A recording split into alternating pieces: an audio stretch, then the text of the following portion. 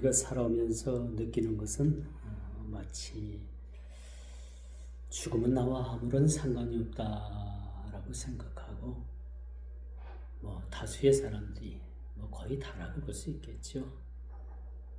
죽음은 나와는 별개라는 그런 생각들을 가지고 그렇게 살아갈 때가 많이 있습니다. 저부터도 그렇고요. 그렇죠? 그런데 성경은 항상 우리에게 죽음에 관한 이야기를 합니다. 또 내세에 관한 이야기를 합니다. 그리고 또 우리에게 맡겨주신 이 땅에서의 삶의 사명에 대한 그런 지표를 정확하게 우리들에게 그렇게 말하고 있습니다. 느끼는 게 우리가 장례식을 가끔 우리가 갑니다만은 장례식장 가서야 나도 그렇게 죽을 수 있겠구나 그런 생각들을 그때서야 그렇게 많은 사람들이 그렇게 느낀다고 합니다. 죽음 앞에서 나도 언젠가는 이렇게 하나님 앞에 하나님께서 이렇게 부름 속에 나도 이 땅의 삶의 생을 마감해야 되는 그런 인식들을 그때서야 느낀다는 것입니다. 죽음이라는 것이 나와는 아무런 상관이 없다라는 생각들을 그렇게 사는 것이 이게 보편적인 그런 생각들 같아요. 우리가 죽음이라는 것을 생각해 보셨습니까? 그러나 항상 느끼는 것은 다를 바 없지만은 그 시계 초바늘이 그렇게 움직이는 것처럼 우리의 죽음도 또 하나님 앞에 서는 그 시간들이 우리에게 제각 제가 그렇게 초분 단위로, 시 단위로, 날로, 또 월로, 또 일년으로, 그렇죠? 그렇게 다가온다는 것은 분명한 사실이라고 말씀드릴 수가 있을 거예요. 참 우리가 죽음을 생각하고 하면서 산다면 죄 짓고 또 남의 눈에 또 이렇게 피눈물 흘리게 하는 일들은 사실 하지 않을 건데, 그렇죠? 이 땅을 참 한오백년처럼 우리 미녀나 그런 가요에서도 있듯이 한오백년 살 것처럼 그렇게 인생을 그렇게 우리가 살지만은 참 100년도 살지 못하는 그런 짧은 인생을 우리가 살다 가게 된다라는 생각을 할 때는 우리가 죄 지을 시간이 어디 있겠습니까? 남을 핍박하고 남을 괴롭게 하고 그런 시간들이 어디 있겠습니까? 그렇죠? 참 하루하루 한 시간이 너무나도 소중하고 그렇게 귀한 시간이기 때문에 참 우리가 참 귀한 그 시간들을 살아낼 것으로 보입니다만 많은 사람들이 그렇게 생각하지 않는 거예요. 한오백년 이 땅을 죽음은 나에게 아무런 상관이 없다라는 생각을 그렇게 가지면서 사는 사람들이 많이 있다는 겁니다. 오늘 본문에도 마찬가지야. 애굽왕 바로가 참 영원히 살 것 같지만 애굽의 문명이 어떤 문명입니까? 그 나일강의 풍부함이 어떤 풍부함이었습니까? 마치 하나님께서 나일강의 악어로 비유하는 그러한 바로 왕을 보면서 그는 마치 그에게는 죽음이라는 것이 왕에게는 아무런 상관도 없는 그러한 생각으로 그는 살았지 않나 그런 생각을 가져봅니다. 참 인간의 욕심과 교만은 인간을 이처럼 정상적인 사람으로 살게 놔두지 않는다라고 볼 수 있어요.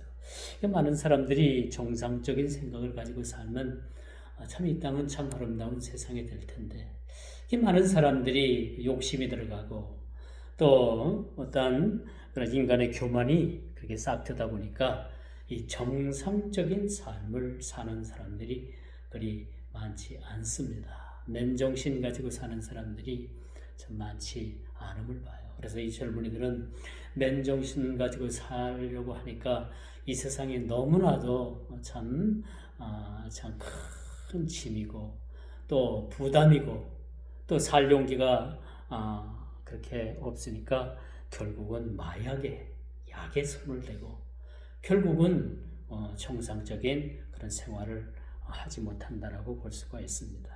이 펜타닐이라는 이런 마약 그 재료가 중국에서 아주 대량 생산이 된다고 합니다. 이 펜타닐이 멕시코를 통해서 또 여러 그 중남미를 통해서 이것이 미국으로 들어온다고 해요. 그래서 미국에 이 마약으로 인해서 한 해에 사망하는 숫자가 30만 명이 넘는데요. 엄청난 거죠. 그렇죠? 마약에 의해서 정상적인 삶을 살지 못하고 결국은 마약에 의해서 그렇게 생을 마감하는 사람들이 30만 명.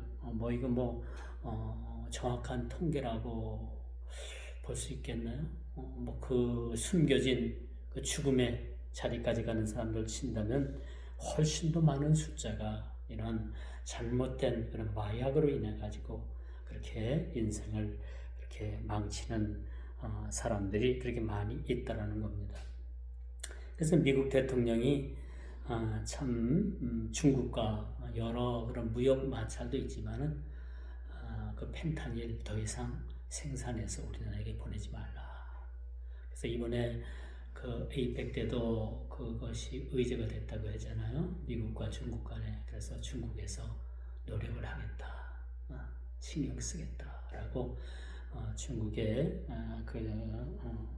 시진핑 되시는 분이 그렇게 약속을 했다는 그런 후문도 사실이 있습니다만 참 사람이 참 이렇게 짧은 인생을 살면서도 그렇게 온갖 그렇게 인간의 도리에서 그렇게 탈선하고 또 인간의 도리에 맞지 않게 사는 그런 이 지구의 많은 사람들을 보게 되면 이것은 극히 정상적이지 못하다. 이걸 보면서 왜 사람들이 이렇게 마약에 빠지고 왜 사람들이 이렇게 정상적인 삶을 살지 못하는가? 이것은 사실은 어떤 육신적인 문제도 결부되어 있고 시대와 환경과 여러 가지 문제가 그렇게 서로 그렇게 연결되어 있다고 하지만은 이것을 영적으로 우리가 볼 땐 배를 누가 주관하고 있느냐? 이 영적인 검은 세력들이 사람들을 마약에 취하게 하고 또 마약을 통해서 한 인생이 망가지게 하고 그렇죠? 이런 부분들은 이 거대한 그런 어둠의 그런 영적 세력들에 의해서 이런 일들이 발병할 수밖에 없다라는 것을 우리는 보게 됩니다. 많은 사람들이 그래요. 죽음의 문턱에 서서야 이제는 모든 것이 아무것도 소용이 없다라는 것을 그렇게 깨닫게 된다고 하잖아요. 그렇죠? 그게 맞는 말 같아요. 저는 임종을 하는 부분들을 조금 좀 남들보다 조금 많이 봐왔지만은 그 임종을 앞둔 분들의 그런 이야기를 이렇게 들어보면 내가 살아가면서 좀 더 베풀면서 살 걸, 그렇죠? 내가 좀 더 남에게, 내 가족들에게, 내 친지들에게, 내 아는 지인들에게 내가 좀 더 잘할 걸, 그렇게 하면서 후회하면서 그렇게 참 마지막 임종을 맞이하는 분들을 그렇게 보게 됩니다. 이걸 보면서 사람이 죽음의 문턱에 서서야 자신이 보여지는 것 같아요. 이 죽음 앞에 전까지 가기까지 전에는 내가 나라는 존재를 그렇게 정확하게 그렇게 인지하지 못하는 참 이런 안타까움, 이런 부분들은 참 너무나도 참 소중한 부분들인데도 불구하고 이런 부분들이 있어서 우리 사람들이 마지막 임종 때에 가서야 사람들이 그걸 깨닫는다는 거, 후회한다는 거, 참 이걸 보면 인생이 참 한마디로 덧없다 그런 생각을 가지게 됩니다. 오늘 본문에 등장하는 여러분 애굽왕 바로도 마찬가지지요. 자신의 교만의 죄를 깨닫고 온전함으로 나라를 다스렸다면 하나님께서 그를 참으로 심판하지 않으셨을 것이라는 생각을 저는 가져봐요. 하나님께서 그를 나일강의 악어로 비유를 합니다. 악어로. 그리고 이 바로 왕은 어떤 교만에 빠져 있느냐? 나일강도 내 것이다. 애굽도 내 것이다. 모든 세상 것이 내 것인데 내가 뭐가 부족하냐? 라는 그런 아주 교만에 빠져 있음을 우리가 보게 됩니다.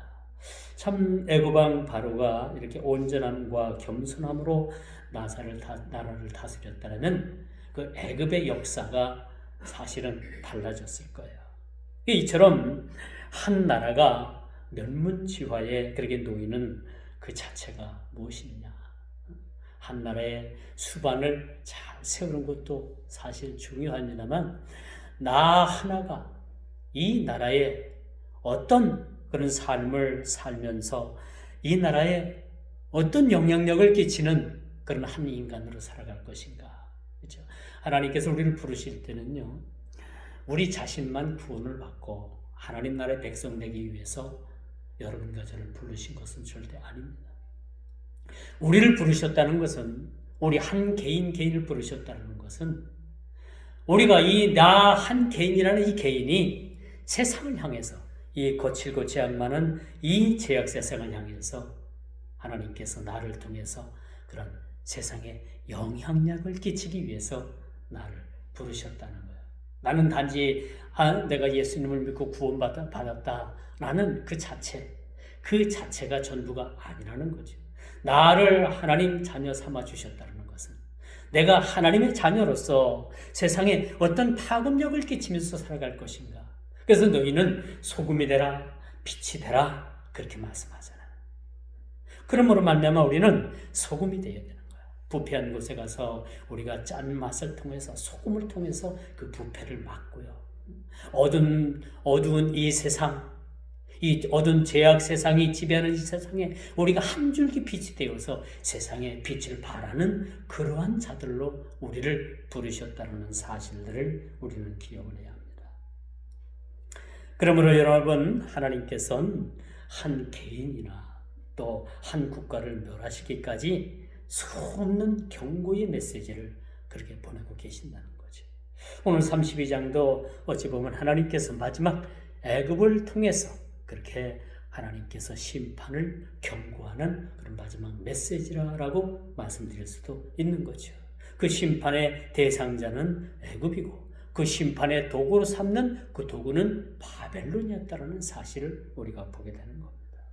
그래서 여러분, 오늘 애굽왕 바로는 오늘 본문에 보면 사실 적그리스도의 모형을 가지고 있어요. 적그리스도. 이 하나님 나라를 대적하는 이 적그리스도의 세력은 시대마다 그 모양을 달리하고 나타납니다. 과거에 우리 히틀러가 그랬어요. 히틀러는요, 시대의 적그리스도입니다. 그렇죠? 오늘날의 적그리스도가 누굴까요? 누구라고 생각합니까? 어떤 학자들은 교황이다 라고까지 얘기합니다만 아직은 모릅니다. 오늘 이 시대별로 나타나는 이 적그리스도의 모형을 우리는 참 깨닫고 우리가 준비해야 된다. 여러분, 요즘 그 TV 뉴스에 많이 등장하는 나라가 있잖아요. 캄보디아라는 나라. 그렇죠? 공산국입니다.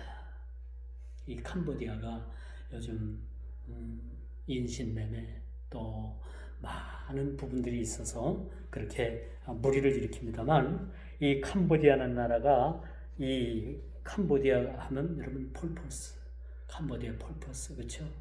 200만 명을 그렇게 하루아침에 생명을 앗아가는 그러한 사건이 이 캄보디아에서 그렇게 일어났었죠.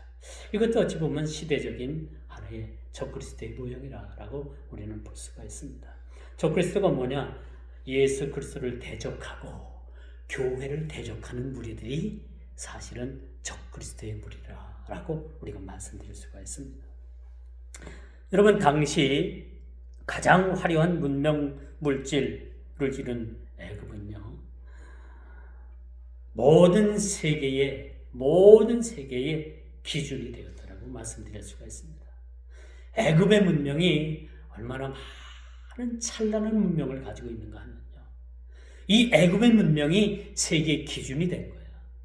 오늘날 세계 유행을 이끄는 나라가 어느 나라입니까? 프랑스 아니에요. 프랑스에서 옷을 하나 만들고 구두를 하나 만들고 핸드백을 하나 만들어도 이것이 세계적인 유행이 되는 거예요. 그렇죠? 모든 명품은 이 프랑스로부터 시작되는 것을 우리가 보게 되는 거예요. 이와 마찬가지로 이 애굽의 문명이라는 것은요, 당시에 세계적인 기준이었어요. 이 문명의 기준이 되었던 나라입니다. 얼마나 찬란한 문명을 가지고 있는가. 모든 세계가 부러워했던 그런 나라였음을 보게 되는 거죠. 어찌 보면 이런 찬란한 문명 때문에 애굽 왕이 이렇게 하나님 앞에 교만하지 않았는가라는 생각을 가져보기도 하는 거죠. 여러분, 이렇게 잘 나가는 애굽을 하나님께서 멸하시겠다. 하나님께서 애굽을 심판하시겠다라고 이렇게 말씀을 합니다. 이 경고의 말씀을 애굽 사람들이 듣고 많은 주변 사람들이 들었을 때, 주변국들이 들었을 때, 이 얼마나 많은 사람들이 이 경고의 말씀에 귀를 기울였을까라는 생각도 한번 가져봐요. 여러분, 하나님께서, 주님께서 임하실 날이, 다시 올 날이 멀지 않았습니다. 지하철역에서, 또 지하철 안에서, 또 역 앞에서 많은 사람들 앞에서 이렇게 외치는 사람들을 보게 되죠. 그 소리를 듣고 많은 사람들이 참 실내색을 하게 되는 거예요. 21세기 이 문명의 시대에 왜 이렇게 꿈 같은 얘기를 하느냐? 왜 소설 같은 얘기를 하느냐? 왜 뜬구름 잡는 얘기를 하느냐? 이렇게 물질 문명이 최고를 달리고 과학이 달나라 화성을 다 갔다 오는 이 시대에 왜 이렇게 그런 말을 하느냐라는 대다수의 사람들의 반응을 우리는 보게 됩니다. 그러나 분명히 이런 자들에게 경고의 말씀을 하는 사람들이, 소수의 사람들이 사실 있습니다. 이렇게 지하철에서 그렇게 아침 출근 시간에 또 퇴근 시간에 참 피곤하잖아요. 들려오는 이 복음을 전하는 이야기가 이게 방법론에 있어서 이것이 틀렸다, 맞다, 갑론을박이 사실이 있지만은 어쨌든 우리가 복음을 전하는 것 자체는 우리가 하나님의 대의명령임을 우리는 분명히 인식을 해야 될 겁니다. 이뿐입니까? 우리가 노아가 방주를 짓겠다고 하니까 그 당대 사람들이, 많은 사람들이 노아를 비웃었습니다. 그리고 심지어는 노아를 정신병자 취급을 하게 되는 거예요. 어떤 이들에게는 노아가 전하는 이 경고의 메시지를 흥미를 일으킬 수도 있지만은 또 마음이 이끌렸을지도 모르지만 그들이 하나님 심판의 심각성을 깨닫고 그들이 주께로 돌아오는 자들은 그렇게 많지 않았다는 겁니다. 여러분, 이 시대를 한번 보세요. 그렇죠? 너무나도 과학이 발달을 하고 물질 문명이 발달을 하고, 여러분, 요즘 많은 사람들이 어떤 이야기를 합니까? 야, 돈만 있으면 세상 살아볼 만한 세상이다. 그렇게 이야기를 하잖아요. 그렇죠? 심지어는 우리 그리스도인들도 한쪽은 세상으로, 한쪽은 교회로 적당하게 세속을 즐기는 그런 문명 가운데 사는 그런 우리 그리스도인들도 사실은 부지기수란 얘기예요. 그죠? 이런 시대에 우리가 살아가고 있습니다. 많은 사람들이 여러분 이 시대를 위기의 시대라고 합니다.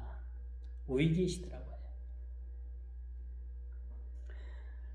미국 남부에는요, 수시로 그렇게 허리케인이, 그 태풍이 그렇게 올라온다고 합니다. 우리나라의 그 태풍 올라오는 거에 비유해서 미국의 허리케인 태풍은 상상을 초월한대. 이 태풍이 올라오면서 집이 그냥 통째로 날아가고, 그래서 미국 남부는 늘 어때요? 거기는 태풍에 대비하는 그러한 마을이기도 하다고 합니다. 여러분, 이 거대한 태풍이 몰려오기까지 태풍 전야는 아주 거짓말같이 조용하다고 합니다.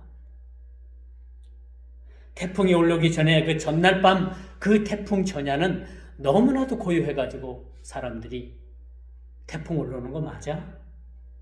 라고 생각할 정도로 태풍이 올르기 그 전날 밤에 그 고요함은 그 표현할 수 없을 정도로 그렇게 고요하다고 합니다.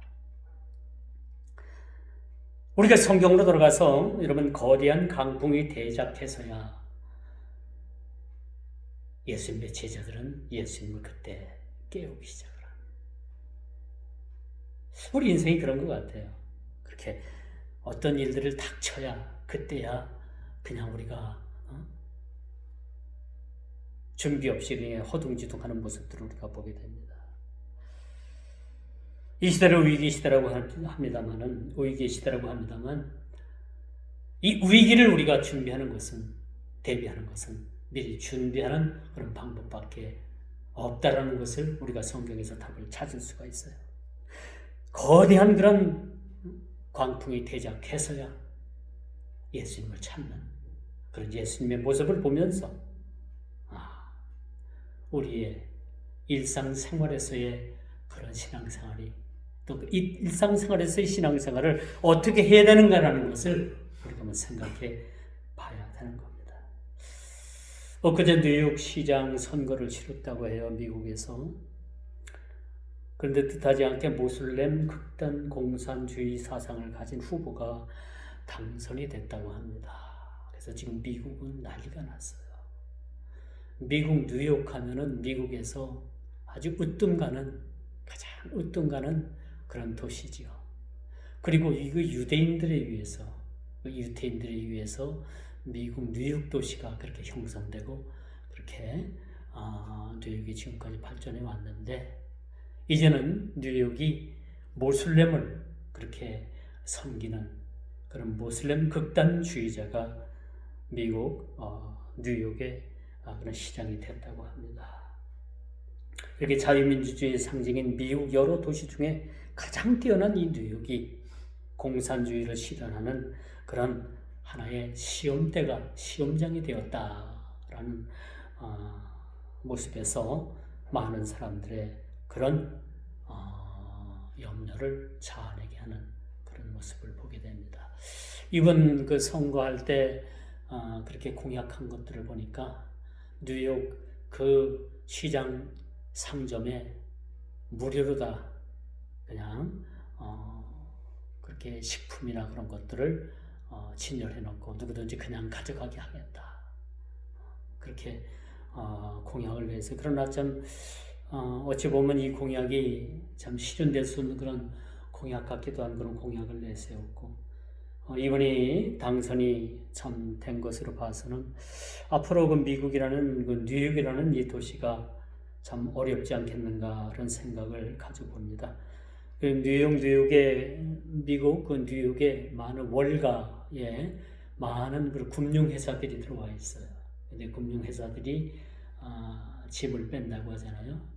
점포를 비우고 다른 주로 다 그렇게 넘어가고 많은 뉴욕의 그런 어떤 경제적 이익을 발생시켰던 그런 회사들이 뉴욕을 지금 탈출 러시가 그렇게 벌어졌다는 이야기를 들었습니다. 뿐만 아닙니다. 우리나라 코스피 지수가 지금 5,000선이 넘어졌어요. 5,000선이 무너졌습니다. 이 코스피 지수를 5,000으로 끌어올리겠다라고 하는 그런 대통령 공약이 있었잖아요. 근데 지금 코스피 지수가 5,000 넘었던 코스피 지수가 제가 엊그제 잠깐 네이버에 검색해 보니까 저는 사실 관심도 없어요. 그래서 뉴스에서 이런 얘기가 나와서 검색을 해봤더니 지금 3,900선까지 코스피 지수가 떨어졌더라고요. 그 반면에 코스피 지수가 이렇게 떨어지면서 외국인 투자자들이 7조 원을 벌어갔대요. 우리나라 증시시장에서. 그런데 이제 이것을 그냥 시장 경제이기 때문에 그냥 놔둬야 되는데 지수가 떨어지든 주식이 떨어지든 개입을 하지 말아야 되는데 정부에서 개입을 한 것 같아요. 그래서 국민연금 기금도 갖다 집어넣고 또 여러 가지 또 연기금이라고 해서 연기금을 집어넣고 이 공적 자금을 투입을 했다고 합니다. 그 결과 여러분 코스피 지수가 지금 3,900선, 4,000선이 무너졌어요. 근데 정부에서는 괜찮다. 5천까지 우리가 보장한다. 빚을 내서라도 주식에 투자하라. 집 사라는 얘기 안 해요. 요즘 보면 집값이 요즘 천정부지로 올라갔잖아요. 이 젊은이들에게 주식 투자하라고 지금 정부에서 어느 장관이 주식 투자할 때라 주식 투자하라고 그렇게 이야기하잖아요. 많은 경제 전문가들은 이 정부가 시장에 개입해서는 안 된다는 우려의 목소리를 그렇게 내고 있어요. 저는 경제에 대해서는 잘 몰라요. 이렇게 되면 어떤 전문가가 나와서 얘기하는데 이게 환율 조작이 된답니다. 환율 조작이 된대요. 경제가 지금 상당히 어려워지고 있는 것만큼은 분명해 보입니다. 계시록장에 보면요, 어린 양과 싸우는 복음교회의 큰 원수가 영적으로 누구냐 하면 애굽이라고 이렇게 불려지고 있어요. 우리의 큰 원수가 누구냐? 교회를 대적하고 복음의 교회를 대적하고 또 어린 양을 대적하는 이 대적의 세력이 누구냐? 이것이 바로 적그리스도라는 사실을 우리는 보게 됩니다. 여러분, 이 세상은 적그리스도가 지배를 하게 됩니다. 어떻게든지 우리는 적그리스도가 이 땅을 확장하지 못하도록 우리 그리스도인된 우리가 이것을 참으로 뜻을 가지고 힘을 가지고 기도함으로 또 우리가 그리스도인으로 살아냄으로 인해서 하나님 나라가 확장되어야 된다는 것을 우리는 참 말씀을 통해서 우리가 상고해 볼 수가 있는 거죠. 자, 그렇다면 애굽과 바로의 멸망은 저 교만한 원수의 멸망의 예표가 되어야 된다. 예표로 우리가 볼 수 있다고 볼 수가 있겠죠. 자, 애굽이 왜 망하느냐? 오늘 이 32장은 바로 그런 얘기예요. 왜 애굽이 망할 수밖에 없느냐? 그렇게 잘 나가던 애굽이 왜 망하느냐? 그렇죠? 그리고 애굽이라는 이 궁극적인 이 모습이 어떤 모습을 가지고 있느냐? 그것은 적그리스도의 그런 멸망의 예표를 가지고 있다는 것을 우리가 보게 되는 거죠. 바로의 파멸한 곳 세속적인 만몬 사상을 등에 업은 적그리스도의 파멸을 얘기해 주고 있는 겁니다.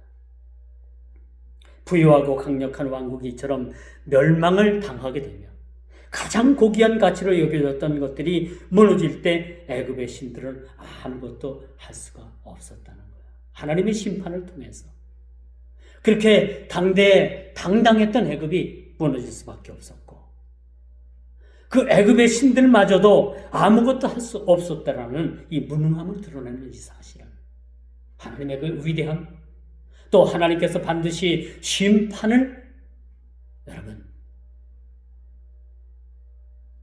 결정하시면 그 심판을 번복할 수 없다라는 사실도 우리는 본문을 통해서 이렇게 깨닫게 되는 겁니다. 그러므로 여러분 애굽의 멸망에서 보여주는 이 교만한 자들의 최후를 우리는 기억해야 합니다. 애굽 왕이 참 영원히 살 것처럼 생각을 했어.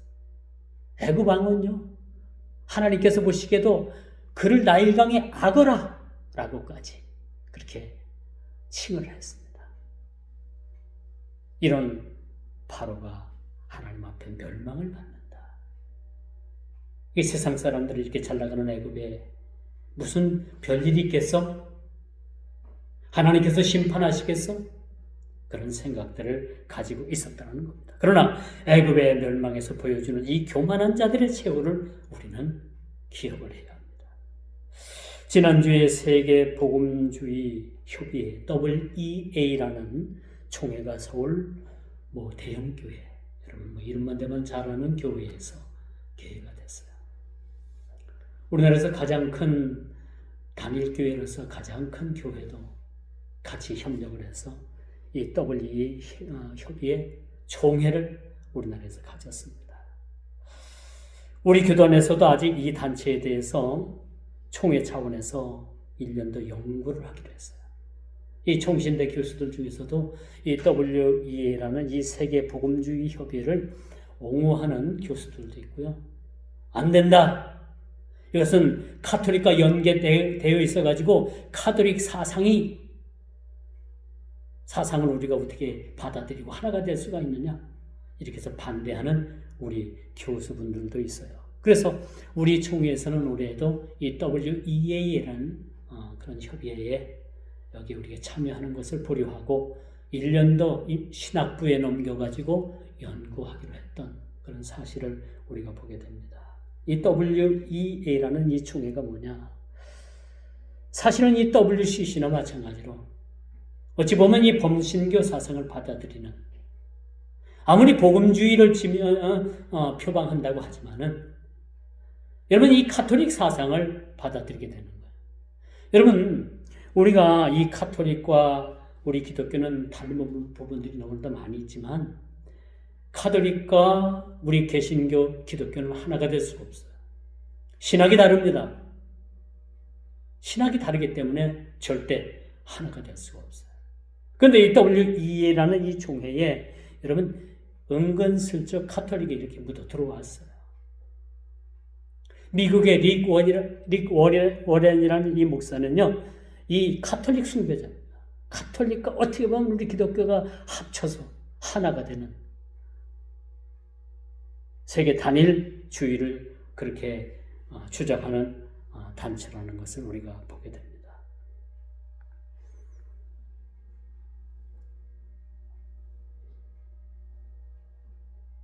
그래서 오늘날도 여러분 이 단체의 총회가 이 대형교회로다, 우리나라 이 대형교회에서 주최를 하다 보니까 많은 교회들이 헷갈려하는 거예요. 저 지난주에 서울사랑의교회에서 한국교회 섬김의 날이 있었어요. 우리나라의 많은 교회들이 거기 가서 그렇게 예배도 드리고 3일 동안 그렇게 같이 어떤 활동을 그렇게 한 것을 알고 있어요. 그 시점을 맞춰가지고 WEA 총회도 그 교회에서 그렇게 기회가 된 것으로 보여집니다. 참 이런 모습들을 우리가 보면서 점점점 우리가 신앙의 경계선이 모호해져가는 우리가 시대에 살아가고 있다. 그렇죠? 세상적인 만몬 사상들이 교회에 많이 들어오게 돼 있는 거예요. 많이 들어오다 보니까 교회도 어느샌가 우리의 어떤 신앙의 경계선이 모호해지는 지경까지 그렇게 흘러가는 모습들을 우리가 보게 됩니다. 여러분 과거에는요, 우리 수년 전만 하더라도 주일날 우리가 어디 가서 물건 사고요, 그렇죠? 주일날 어디 가서 식당 가서 밥 먹고 이런 것까지 우리가 허용하지 않았다는 얘기지요, 그렇죠? 근데 지금은 어때요? 지금은 주일날 택시 타는 거, 주일날 가서 뭐 식당 가서 우리가 밥 먹는 거, 응? 마트 가서 우리가 시장 보는 거, 우리가 뭐 대수롭지 않게 이렇게 하잖아요. 여러분 신구약 주석을 썼던 박윤선 박사님이라고 여러분 뭐 좀 아실 분들은 아시지만은 굉장히 우리 교도 안에서 많은 이렇게 교리적인 부분들 또 성경 신학적인 그 신학을 정립하셨고 나중에 이제 합신으로 넘어가셨던 그런 교수님이 계시는데 이 박윤선 그 교수님이 주일날 교회를 오기 위해서 늦어가지고 택시를 탔대요. 그때 당시 택시를 탔는데 그게 문제가 된 거예요. 택시를 타는 그 자체가 문제가 된 거예요. 요즘 같으면 어떻습니까? 교회에 늦어가지고 택시 타고 오는데 누가 뭐라 할 거야? 뭐라 할 수는 없잖아요. 물론 많은 시대가 변했습니다. 그러나 우리가 알 것은 점점점 우리 교회 안에서도 오늘날 우리 기독교 안에서도 신앙의 경계선이 모호해지는 부분들이 많이 생기는 부분들을 보게 되는 거예요. 그걸 이뿐입니까? 동성애 차별금지법이 지금 국회의 문턱을 넘기 위해서 준비 중에 있다라는. 이게 지금 이제 뜻있는 그 국회의원분들하고 우리 기독교에서 이제 참 계속해서 압력을 넣고 있지만은 이게 언젠가는 이 법이 통과가 되는 그런 무시무시한 날이 올 수도 있지 않겠는가 그런 생각을 가져봅니다. 여러분, 차별금지법이나 이 동성애법이 통과가 되게 되면 저 역시 말씀을 전하는데 상당한 제약을 받을 수밖에 없음을 우리가 보게 됩니다. 이 법이 통과되면 우리 대한민국 교회는 이제 끝났다라고 해도 여러분 틀린 말을 아니라는 생각을 우리가 가져봅니다. 이 부분들을 위해서 우리가 참 기도해야 돼요. 이 부분들. 언젠가는 이것이 통과가 될 것 같아요. 지금 민주당이 다수당을 차지하고 있고요. 그렇죠? 이 다수당을 차지하고 있는 이 의원분들이 많은 자들이 지금 차별금지법에 대해서 이렇게 국회에 상정을 하고 이것을 통과시키기 위해서 준비하는 그런 모습들이, 그런 활동들이 지금 있다라는 그런 이야기들이 있습니다. 이제 말씀의 결론을 맺을게요. 대한민국이 수립이 되고 지금까지 역대 정권을 보면 교회를 압수수색하는 이들은 거의 없었습니다. 그렇죠? 과거 유신 정권 때도 그렇고요. 교회에 어떤 사람들이 숨어들게 되면 교회 문턱까지는 오는데 교회를 압수수색하는 경우는 없었습니다. 근데 지금은 교회 압수수색 아주 대놓고 하잖아요. 그렇죠? 목사를 구속하는 일 아주 우습지 않게 그렇게 하는 일들을 우리가 봤습니다. 이에 대해서 많은 교회 목회자들이 꿀먹은 벙어리가 됐습니다. 침묵하고 있습니다. 우리 목사님들 모임에 가봐도요, 젊은 목사님을 비롯해가지고 많은 목사님들이 우리 목사들은 당연히 보수해야 되고, 그렇죠? 그래야 된다는 생각을 가지고 우리가 얘기를 해보면 아니에요. 우리 목사들 세계에서도 반반입니다. 반반. 극히 좌편향성을 가진 우리 목회자들도 거의 반 가까이 모여보면 그렇습니다. 이런 시대에 우리가 살아가고 있어요. 그래서 극히 상식적인 일들이 비난을 받고요. 또 비상식적이고 몰상식적인 일들이 판을 치는 시대에 우리가 살아가고 있습니다. 이렇게 될 수밖에 없는 이유는 오늘날 교회도 한몫했다라고 생각을 가져요.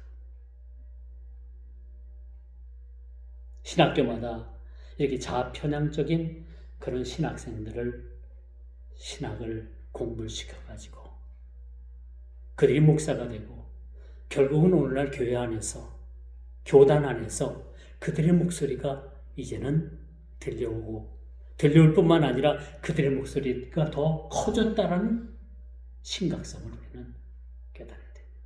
마치 이단들이 이 정통신학교에 그 이단들의 학생들을 정통신학교를 보내가지고 우리 총신도 마찬가지.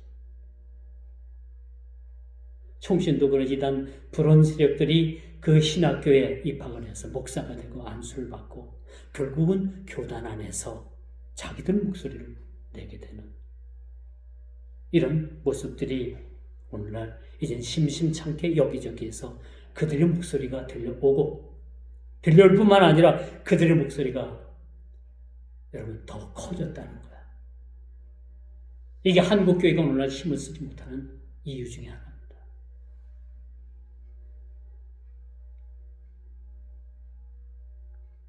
애굽의 멸망이 보여주는 하나님의 심판의 뜻을 우리는 읽어야 됩니다. 눈으로 보고 귀로 들으면서도 눈이 감기고 기가 막히고 입이 막혀 깨닫지 못하는 우매함에 빠진 오늘날의 우리들의 좌상은 아닌지 우리 스스로를 한번 생각해 봐야 합니다. 애굽의 멸망은 우연으로 일어난 것이 절대 아닙니다. 오늘 28장, 29장, 30장, 31장, 32장 계속해서 애굽에 대해서 하나님께서 많은 그런 부분들을 할애해서 그렇게 애굽에 대해서 말을 하는 거예요. 이런 애굽의 멸망을 우리는 우연으로 생각하면 안 돼요. 오늘날 이 시대의 대한민국이 여기까지 이 지경까지 온 사실에 대해서는 절대 우연이 아닙니다. 그들은 계획했고 그들은 숨어서 일을 벌렸고 결국은 뭐야? 결국은 악이 득세하는 세상을 만들어 가는데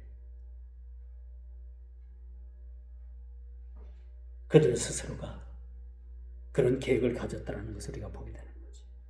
아직 늦지 않았습니다. 대한민국이 여러분 어떻게 세워진 나라입니까? 그렇죠? 일제 강점기 때 얼마나 많은 그런 나라의 국가의 많은 자원들을 수탈을 당하고, 그렇죠? 조선 역사를 봐도 보면 침략을 당하는 그런 역사를 가졌고요. 이제 대한민국이 큰 위기 앞에 섰다고 합니다.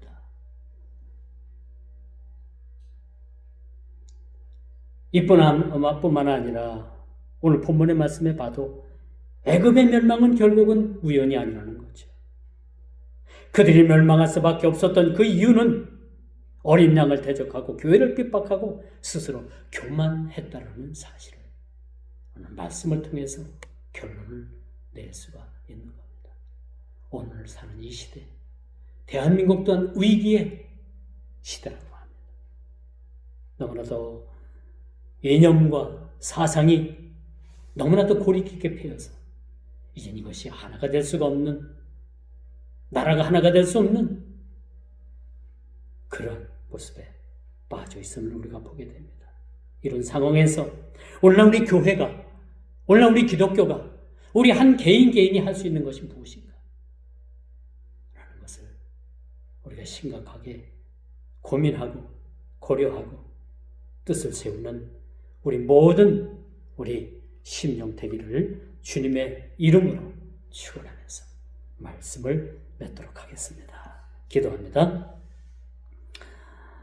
주님, 위기 앞에서 우리가 할 일이 무엇인지를 우리가 깊이 깨닫게 하시고 더욱더 우리가 기도와 말씀에 정진하게 해주시고 또한 우리가 참으로 애굽의 멸망을 보면서 악어를 비유된 이 바로의 교만을 우리가 바라보면서 이 교만의 죄가 얼마나 하나님 앞에 비참한 것이라는 것을 우리가 깨닫습니다.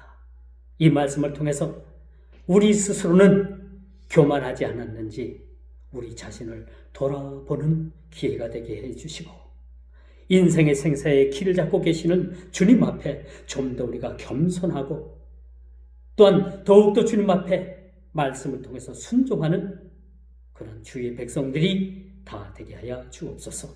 예수님의 이름으로 간절히 기도드리옵나이다. 아멘.